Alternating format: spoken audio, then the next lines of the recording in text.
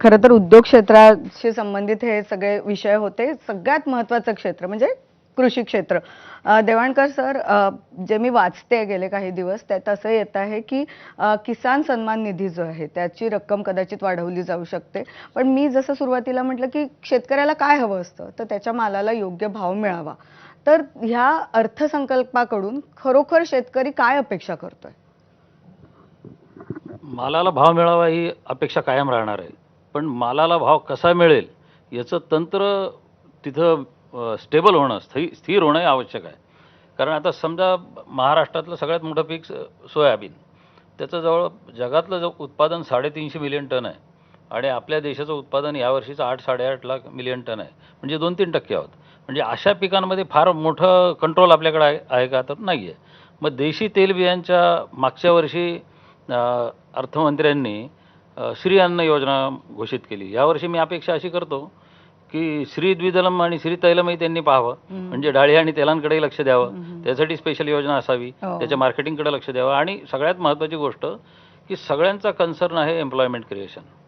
कृषी क्षेत्र असं आहे की कृषी आधारित उद्योगांमध्ये एम्प्लॉयमेंट निर्मितीची सर्वात मोठी क्षमता आहे. पण त्याला सुसंगत अशी पीक व्यवस्था सध्या आपल्याकडे नाही. ती होती आणि ती जोपर्यंत होती तेव्हा देशात सुवर्णयुग होतं. म्हणून मोर क्रॉप पर ड्रॉपच्या ऐवजी मोर एम्प्लॉयमेंट पर ड्रॉप असा टोन अर्थशास्त्राचा असावा आपल्या, असं मला वाटतं. नाही, पण आजच्या अर्थसंकल्पाकडनं काय अपेक्षा ठेवताय तुम्ही? आजच्या अर्थसंकल्पात सगळ्यात महत्त्वाची गोष्ट म्हणजे मुख्य आर्थिक सल्लागारांनी त्यांच्या प्रेझेंटेशनमध्ये हे मान्य केलं आहे की फळांचं आणि भाजीपाल्यांचं उत्पादन आता नेट ॲग्रिकल्चर इन्कम जे इतर फील्ड क्रॉप्स आहेत त्याला एक्सीड केलं आहे त्यांनी 10 मिलियन टननी. म्हणजे हे उत्पन्न जवळपास 450 मिलियन टन्सवर गेलेलं आहे आणि ते 10 मिलियन टन जास्त आहे अन्नधान्याच्या उत्पादनापेक्षा. आपलं अन्नधान्याचं उत्पादन इतकं जास्त आहे की तुम्ही मका थांबवून तांदूळ वापरायला सुरुवात केली इथेनॉलमध्ये. इथेनॉलमध्ये 1.5 लाख करोडपेक्षा जास्तीची बचत झाली असं सरकार आर्थिक सर्वेक्षणात म्हणतं आहे. मग 1.5 लाख करोड रुपये तुम्ही शेतकऱ्यांना देणार का परत? आणि पूर्ण बजेटच 1.5 लाख करोडच्या आसपास आहे. त्याच्यात किसान सन्मान निधी 70-75 हजार करोड रुपये आहे. विम्यासाठी पैसे लागतात. नंतर आपल्याला इंटरेस्ट सबव्हेन्शनमध्ये पैसे लागतात. त्याच्यामुळे फारसा पैसा शिल्लक राहत नाही. आणि महाराष्ट्र सरकार तर ॲड ऑन दिलं आहे. म्हणजे त्यांनी जे दिलेत 6,000 त्याच्यात ॲडिशनल 6,000 यांनी दिलेले आहेत. म्हणजे ह्याच्यात किसान सन्मान निधीपेक्षा रोजगार निर्मिती करणाऱ्या पीक पद्धतीला पुढाकार देणं आणि शेतकऱ्यांच्या मुलाला दुसरी सगळ्यात महत्त्वाची गोष्ट म्हणजे सगळ्यात अनस्टेबल धोरण आहे डाळी आणि तेलबियांच्या एक्झिम पॉलिसीचं, इम्पोर्ट एक्सपोर्टचं. तुम्ही कधी टॅक्स वाढवाल आणि कधी कमी कराल ते सांगता येत नाही. कापसाचंही तसंच आहे. त्याच्यामुळे शेतकऱ्यांची अपेक्षा अशी आहे की दर 3 महिन्यांनी तुम्ही हा जो रिव्ह्यू करता आणि काहीतरी प्रचंड शंका आहेत शेतकऱ्यांना त्याला स्टॅबिलाईज करावं. सरकारचाही तसा विचार दिसतो. मी स्वतःही बजेट कमिटी ऑन ॲग्रिकल्चरच्या मिटिंगला होतो अर्थमंत्र्यांच्या. त्यामध्ये हा कन्सर्न आहे. ते जसं तुम्ही MSP वर्षासाठी डिक्लेअर करता तसं पिकांविषयीचं धोरण तुमचं वर्षासाठी असावं अशी आमची अपेक्षा आहे.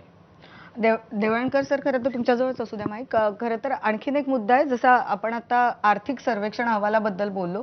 आर्थिक सर्वेक्षण अहवालात जेव्हा आपण बघतो तेव्हा कृषी क्षेत्र आणि त्यात असतो महाराष्ट्राचा किंवा राज्यांचा जो सहभाग असतो तो त्याच्याबद्दल काय सांगाल तुम्ही?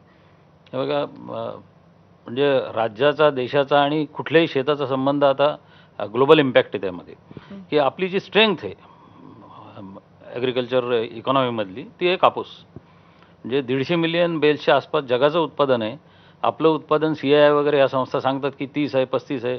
आमचं जे कोर ॲग्रिकल्चरिस्ट आहे आमचं मत आहे हे 37 ते 40 मिलियन बेल्सच्या दरम्यान आहे. आणि मग वेगवेगळे मॅनिप्युलेशन केले जातात इम्पोर्टसाठी, ज्यांचे इंटरेस्ट आहेत त्यांच्यासाठी, ज्यांचे हितसंबंध गुंतलेले आहेत त्यांच्यासाठी. तर कापसाची उद्योग निर्मिती ही खेड्यात व्हावी आणि लिंट खरेदी करायला सुरुवात करावी आपण. म्हणजे कापसाचं रुई जर विकत घेतली तर रुई आणि सीड वेगळं करतील शेतकरी आणि शेतकऱ्यांना त्याचा फायदा होईल, रोजगार निर्मिती तिथं होईल. त्यामुळे ह्या क्षेत्रामध्ये एम्प्लॉयमेंटची प्रचंड क्षमता आहे. आणि दुसरं एक लक्षात घ्या, महाराष्ट्राचं तुम्ही विचारता, महाराष्ट्र हा देशातला सगळ्यात मोठा फळ उत्पादक देश आहे. महाराष्ट्र देशातला सगळ्यात मोठा भाजीपाला उत्पादक देश आहे. महाराष्ट्रामध्ये नागलीपासून ज्वारीपर्यंतचे स्पेशालिटी झोन्स आहेत. त्याचे भौगोलिक मानांकन आपल्याकडे आहेत. आणि याशिवाय सोयाबीनचा नंबर 2चा उत्पादक आणि कापसाचाही मोठा उत्पादक आपण आहोत. ऊसाचे फार मोठे उत्पादक आपण आहोत. क्वालिटी ऊसाचे आहोत. ऊसाचं सहकारामध्ये आणि खाजगी क्षेत्रातही मोठं उद्योगांचं जाळं आपल्याकडे आहे. त्यामुळे महाराष्ट्राची परिस्थिती चांगली असली तरी ती सतत दबावाखाली आहे. कारण इथं हवामान बदलाचा सगळ्यात मोठा फटका महाराष्ट्राला बसतोय आणि ही तारेवरची कसरत आपल्याला करावी लागते. खरं तर हवामान बदल हा विषय बोलायचाच आहे मला एकदा विश्वास पाठक सरांची कमेंट घेतल्यानंतर, कारण तो आता महाराष्ट्रातला दरवर्षी येणारं एक मोठं संकट झालेलं आहे. विश्वास पाठकजी, आर्थिक सर्वेक्षण अहवाल आला, आता बजेटही सादर होईल, ओव्हरऑल घोषणा ज्या होत असतात सगळं गुढीगुढी दिसतं, मात्र सामान्यांचं जीवनमान काही त्या पद्धतीने बदलताना दिसत नाहीये. अर्थात मला मान्य आहे की हा 1 वर्षासाठीचाच अर्थसंकल्प असणार आहे, पण खरंच वाटतं की अशा घोषणा केल्या जातील ज्यातनं खरंच जे सामान्यांचं आयुष्य आहे ते बदलेल काही अंशाने का होईना. बघा, माननीय मोदीजींची जी काम करण्याची पद्धत आहे ती जनतेला काय हवं आहे किंवा जनतेला काय आवडेल त्याच्यापेक्षा जनतेच्या हिताचं काय आहे या दृष्टीने आपण जर 2014 पासूनचा पॅटर्न बघितला तर मोदीजी एक ऑब्जेक्टिव्ह ड्रिव्हन त्यांचा अप्रोच आहे. पहिला ऑब्जेक्टिव्ह काय होता की मला पहिल्या 5 मध्ये जागतिक स्तरावर अर्थव्यवस्था आणायची आहे. त्यांनी ती आणली. 2014 मध्ये खरं तर 2023चा रेफरन्सचा काही तसा अर्थ नव्हता. मात्र 2023ला जेव्हा 75 वर्ष देशाला होणार होते तोपर्यंत आपल्याला आपली अर्थव्यवस्था 5च्या आत आणायची होती. आज ती जवळजवळ 3ऱ्या स्थानावर आलेली आहे आणि 2 ट्रिलियनची आपली जी अर्थव्यवस्था होती 14ला, म्हणजे 60-65 वर्षामध्ये 2 ट्रिलियन, ती पुढच्या 10 वर्षामध्ये ती 4 ट्रिलियनवर गेलेली आहे. बजेटचा जो साईज होता आपला हा जवळजवळ 16 लाख कोटीचा होता, तो आज जवळजवळ 55 लाख कोटी होता.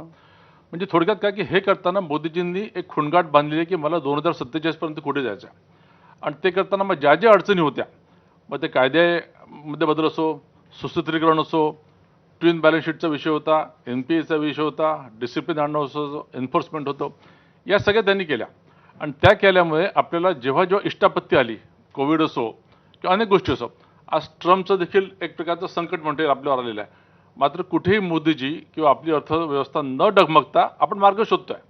जसं घैसास सरांनी म्हटलं की आपण मार्ग कसा शोधतोय, तर आपण युरोपियन युनियनसोबत 27 देशांसोबत असा करार केला की तो खरोखरच मोठी धोबीपछाड आहे. आणि हा जो करार आहे गेले 20 वर्ष पेंडिंग होता. त्यामुळे मोदीजींचं नेतृत्वाची विशेषता काय, डॉक्टर मनमोहन सिंग नक्कीच अतिशय विद्वान होते. मात्र जेव्हा राजकीय इच्छाशक्ती असते तेव्हा अशा टाईपचे करार होतात. तसं GST सारखं कायदा लागू होणं हे अनेक वर्षांपासून आपली इच्छा होती, सगळ्यांनी प्रयत्न केला, पण तो लागू करू शकले मोदीजी. तेव्हा प्रचंड गदारोळ झाला. मात्र मोदीजींना माहीत होतं की जनतेच्या हिताचं काय. आता 2च उदाहरणं देतो की 2014 पासून त्यांनी इन्कम टॅक्सचे दर कधी वाढवलेलेच नाही. खरं तर आपली चर्चा काय असते की इन्कम टॅक्सचे दर वाढणार का, काही रिलीफ मिळणार का. मात्र जी 2 लाखाची आपली टॅक्सची मर्यादा होती ती 7 लाखापर्यंत त्यांनी दरने वाढवले आणि मागच्या वर्षी त्यांनी 7 लाखावरनं 12,75,000पर्यंत टॅक्स लागणार नाही असं एक प्रेझेंट सरप्राईज दिलं. याचा फायदा कसा झाला की 3,18,00,000 आपली जी इन्कम टॅक्सचे फायलर्स होते 2014ला ते आज 9,18,00,000पर्यंत गेलेले आहे. म्हणजे लोकांवर जर तुम्ही विश्वास दाखवला तर लोक रेसिप्रोकेट करतात. आज इन्कम टॅक्सचं कलेक्शन हे वाढलेलं आहे. GSTच्या बाबतीत देखील GST एका लेव्हलला स्टेबलाइज झाल्यानंतर मागच्या वर्षी त्यांनी ज्या प्रकारचा रिलीफ दिला, केवळ 2च त्यांनी 5 आणि 18% स्लॅब ठेवली. त्यामुळे सरकारवर 1,75,000 कोटीचा हिट येणं अपेक्षित होतं. मात्र त्यांनी हिट घेतला. आपण आता आकडे काय बघतोय, मार्चपर्यंतचं 1 वर्ष पूर्ण व्हायचं आहे. मात्र 1 जानेवारीचे जे आकडे आहे इन्कम टॅक्सचे आणि GSTचे देखील हे मागच्या वर्षीच्या 11-10 महिन्याच्या कंपॅरिझनमध्ये वाढलेले आहेत. त्यामुळे अर्थव्यवस्था कशी सांभाळायची, राजकीय इच्छाशक्ती कशी असावी आणि कोणत्याही दबावाला कसं बळी न पडता अशा टाईपचं हे नेतृत्व आहे. खरं तर पाठक सरांनी आता काय काय गेल्या काही वर्षात मिळालंय सांगितलंय. मी येतेच आहे